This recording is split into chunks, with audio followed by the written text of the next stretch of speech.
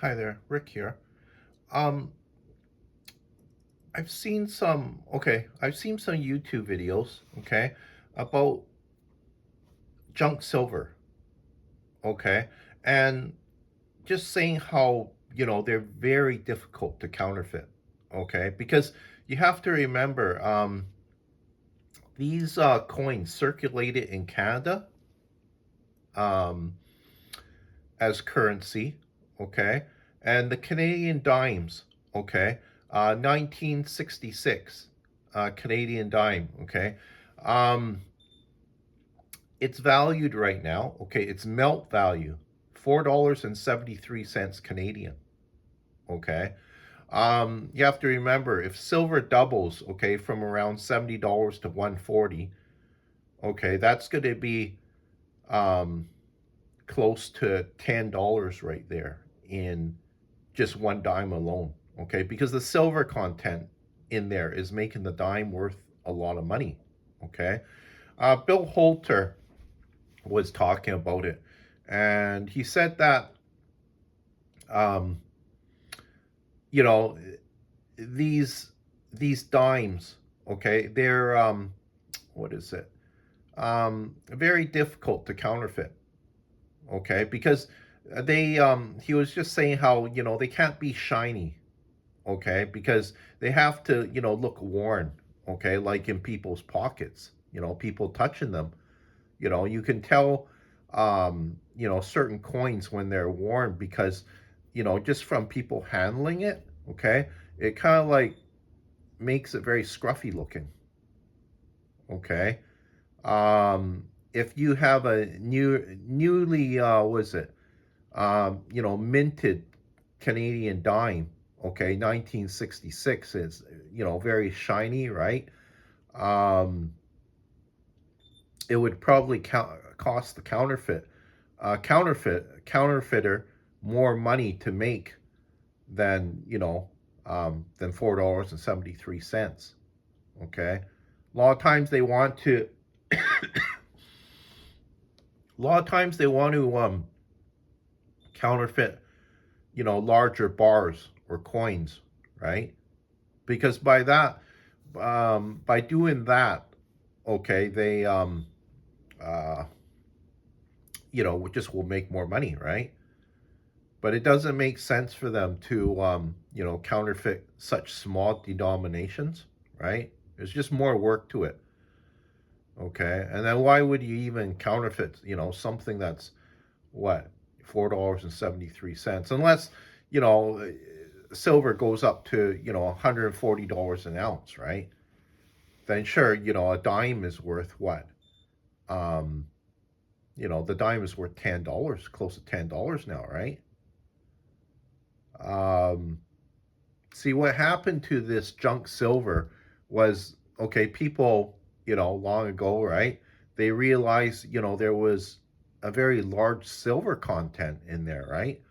And they start to hoard it. Okay, well, the people took it out of circulation. Okay, I seen some of these coins too. Okay, when I was very young, I thought it looked really nice because it was nice and shiny, right? Um, I started to collect them. Okay, now I'm going back during the Roman times, almost like 5,000 years. Okay, um, okay, people, were using gold, okay, as a form of currency. And then when it reached the treasury in the Roman Empire, they snipped off, bits of the coin, okay, to uh to pay for tax, okay? But then, the people started to figure out, hey, these coins that, don't have, snips out of them, right?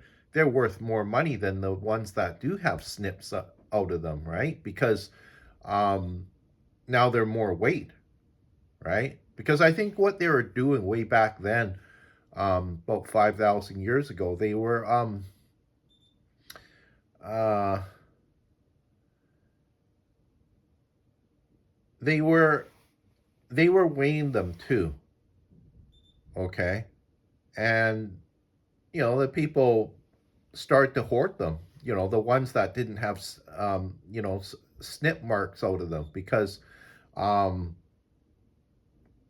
they knew that, they weighed more. They were worth more, right? So that, people start to hoard them. Okay. So even way back during the time of Jesus, right? Um, the people knew what was going on with, to these gold coins, right? And they start to hoard them. So I find that just very fascinating because, even, what is it, way back then, the people were smart enough to just kind of like know what was going on with the money that was circulating during the time, right? Um, because um, even today, um, things are happening, okay, to our currency, in real time, that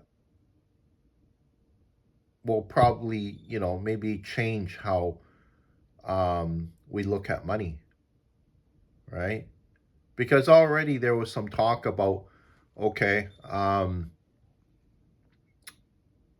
the dollar, okay, was going to be backed by gold again. Maybe not 100%, maybe only like, um,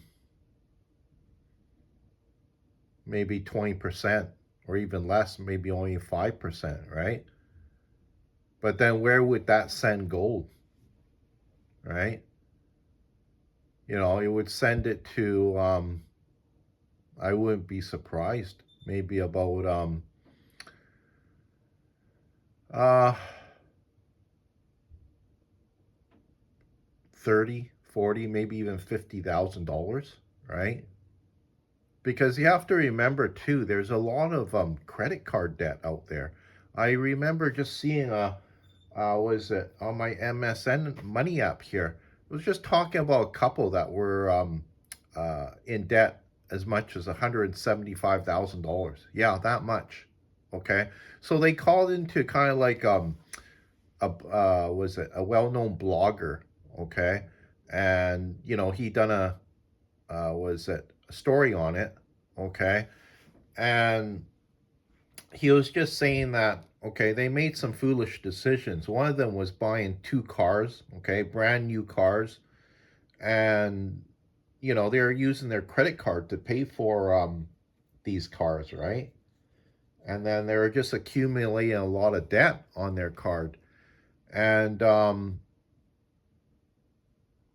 he was just saying that, it was kind of like it was beyond uh their means to, own, you know, very expensive cars, right? What they should have been doing was, I don't know, probably just, be taking the bus, right?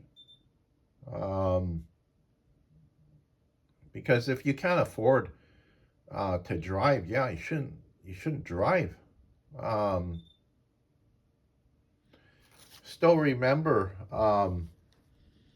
coworker of mine. Okay, this was quite a few years ago. Okay, he was tired of taking the bus. He wanted a vehicle, right? Finally bought a minivan. Okay, and he was just having a lot of trouble, filling up the gas tank for gas, right? Um, and because he couldn't, uh, afford, um,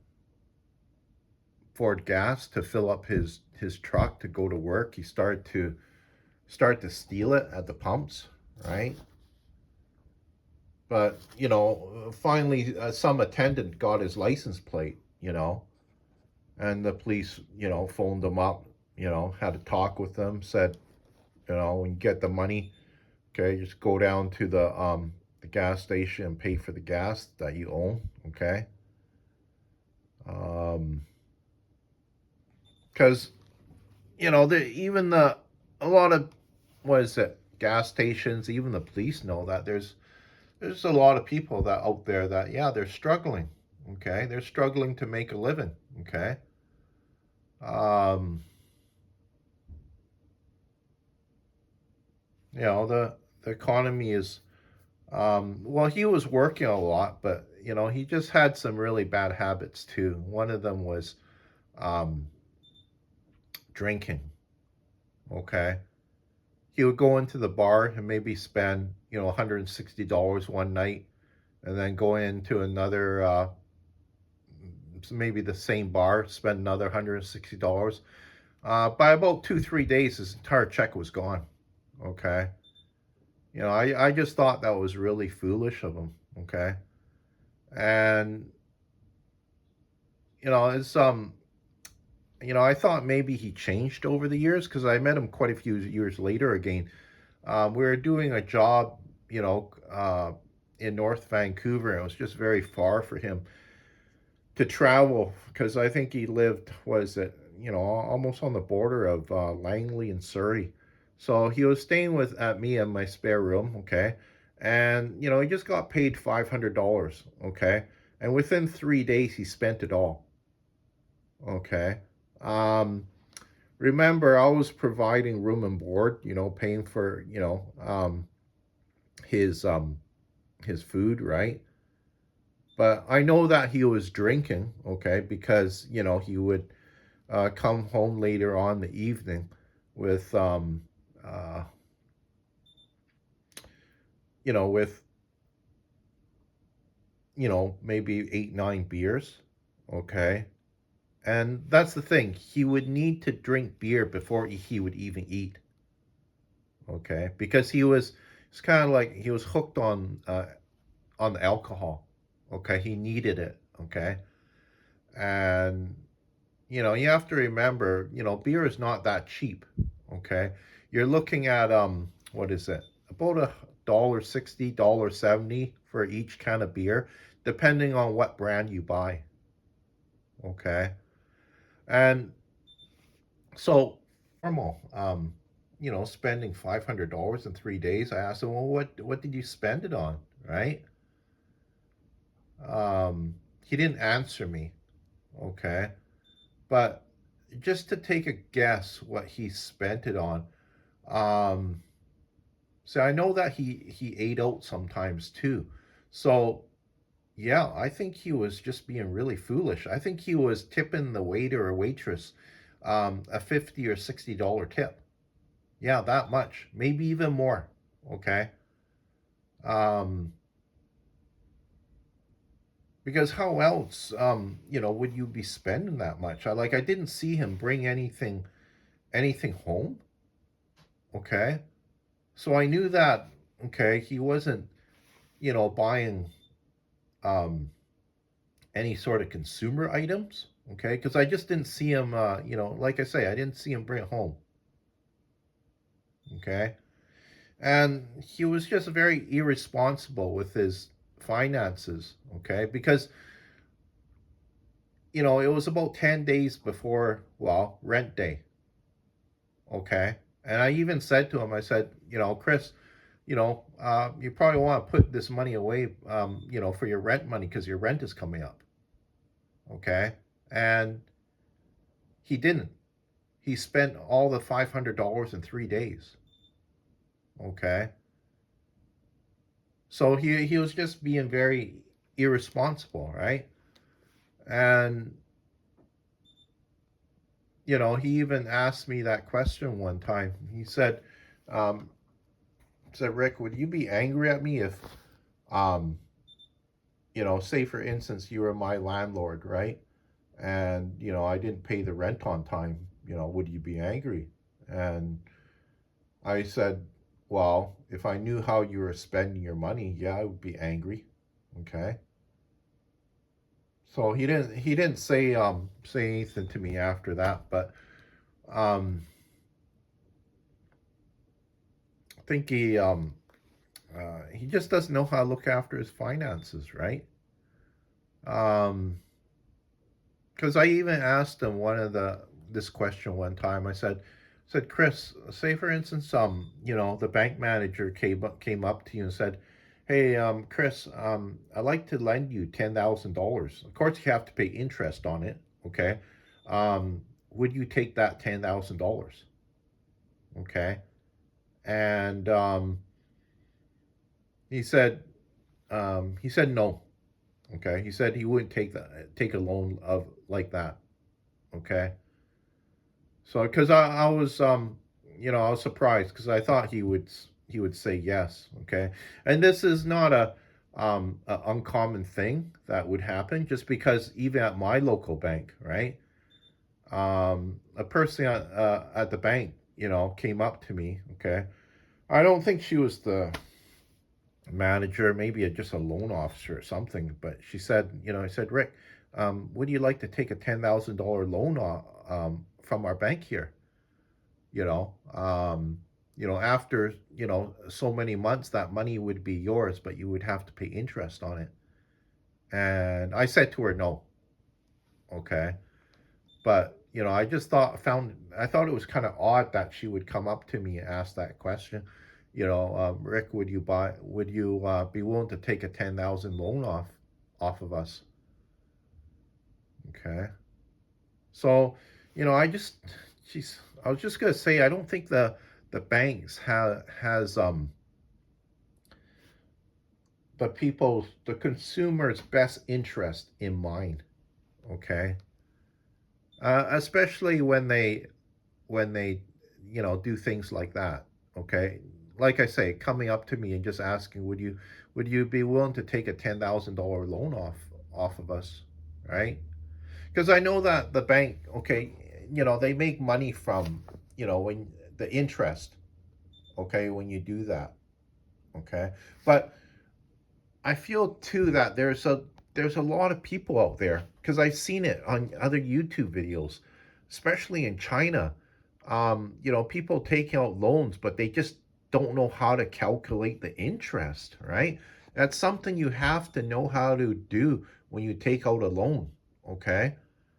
Um, you have to know how to calculate the interest. And I think there's just a lot of people out there. Um, they just do not know how to calculate the interest. I find that just very bad. You have to know how to calculate the interest. Um, Still remember that another worker of mine, he was a commercial fisherman. You have to remember the commercial fishermen used to make lots of money before. Okay, like I'm talking over 100 grand in 1 year. Okay, he spent all the money that he made. Okay, I think within 1 year. Okay, and he was just telling me, yeah, he made the mistake. Okay, because he said to me, he still remembers when a house in North Vancouver was $110,000. Okay, this is during the 1980s. Okay, and you make $100,000. Okay, I think you only had to put down 20%. Okay, um, so he could have owned, like, 7 houses or even 14 homes. Okay, in North Vancouver, if he just put down a 10% deposit, okay, maybe found renters that would help him pay the mortgage on it, and he would have like 14 homes. Okay, when he was older. Okay, but he made the mistake. He blew it on at the bar, buying marijuana, right? Um, I was just gonna say, just very foolish things. Okay, so he still had the smarts to figure out, yeah, he made a mistake right there, right? Um, because homes in North Vancouver right now, I wouldn't be surprised, those homes that were selling for $110,000. Um, a lot of them easily over $1 million now, if not like 2.5, $2.7 million each. Okay, so say for instance, okay, he sold what, three of those homes. Okay, he would have as much as close to $10 million in the bank. Yeah, that much money. Okay, And then, he would still have what? Because he owned 14, okay, he would still have 11 homes, okay? So you can see the importance of just knowing how to invest your money, right? Um, because, look at Warren Buffett, okay? He comes from such a humble background. I was surprised when I found out that, yeah, when he was growing up, his parents had trouble even putting groceries on the table.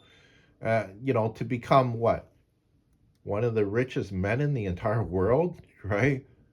Um, I found that amazing. I was it. I think I read um, a biography on him. Okay, just how he likes to invest. Okay, but things like that is very important because um, you can learn how the smart people invest their money.